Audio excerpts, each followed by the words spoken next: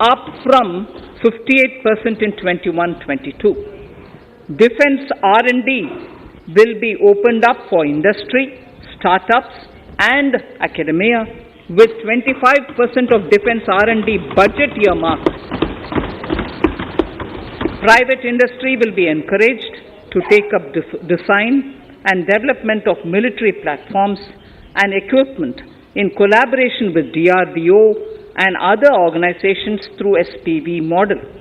An independent nodal umbrella body will be set up for meeting wide-ranging testing and certification requirements.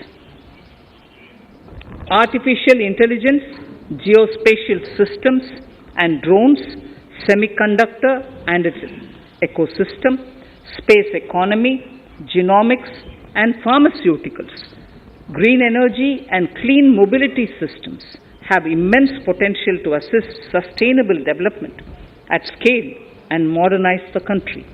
They provide employment opportunities for our youth and make Indian industry more efficient and competitive. Supportive policies, light touch regulations, facilitative actions to build domestic capacities and promotion of research and development will guide the government's approach.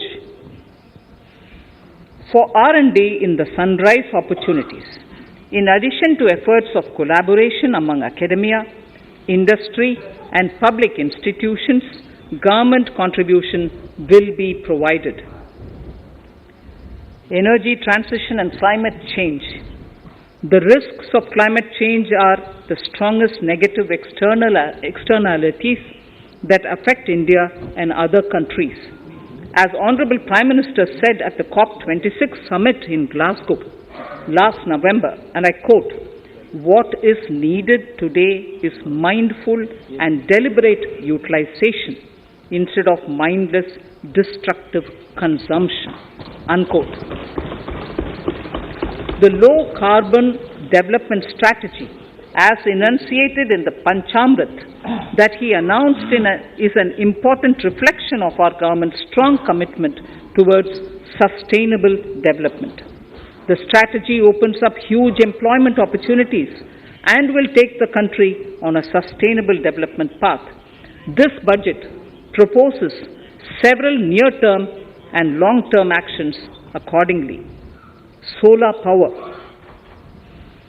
To facilitate domestic manufacturing for the ambitious goal of 280 gigawatts of installed solar capacity by 2030, an additional allocation of 19,500 crores for PLI, production-linked incentive, for manufacturing of high-efficiency modules with priority to fully integrate manufacturing units from polysilicon to solar PV modules will be made.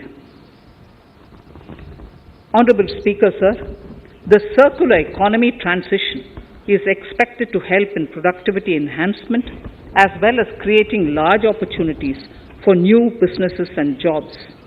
The action plans for 10 sectors such as electronic waste, end-of-life vehicles, used oil waste, toxic and hazardous industrial waste are already ready. The focus will now be on addressing important cross-cutting issues of infrastructure, reverse logistics, technology upgradation, and integration with informal sector. This will be supported by active public policies covering regulations, extended producers' responsibilities, framework, and innovation facilities. 5 to 7% biomass pellets will be co-fired in thermal power plants, resulting in carbon dioxide savings of 38 MMT annually. This will also provide extra income to farmers and job opportunities to locals and help avoid stubble burning in agricultural fields. Saving energy is an important aspect of the energy management. Hence, energy efficiency and savings measures will be promoted. This will be done in large commercial buildings through the energy service company business model. It will facilitate capacity building and awareness for energy audits, performance contracts, and common measurement of and verification protocol. 4 pilot projects for coal gasification and conversion of coal into chemicals required for the industry will be set up to evolve technical and financial viability.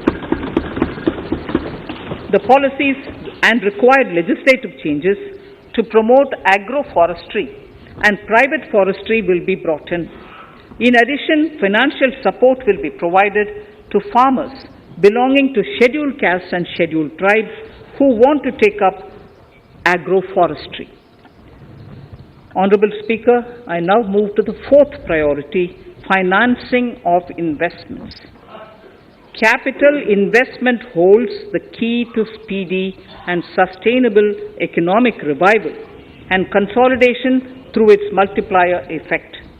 Capital investment also helps in creating employment opportunities, induced enhanced demand for manufactured input from large industries and MSMEs, services from professionals, and help farmers through better agri-infrastructure. The economy has shown strong resilience to come out of the effects of the pandemic with high growth. However, we need to sustain that level to make up for the setback of 2020-2021. As outlined in para 5 earlier, the virtuous cycle of investment requires public investment to crowd in private investment. At this stage, private investments seem to require that support to rise to their potential and to the needs of the economy. Public investment must continue to take the lead and prime the private investment and demand in 2022-23.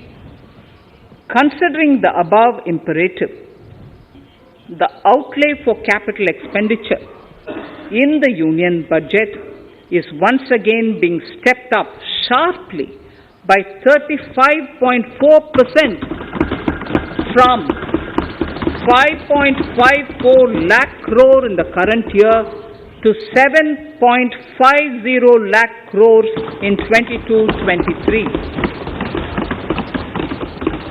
This has increased to more than 2.2 times the expenditure of 2019-20.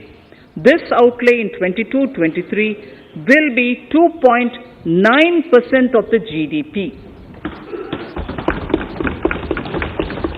Effective capital expenditure. With this investment taken together with the provision made for creation of capital assets through grants and aid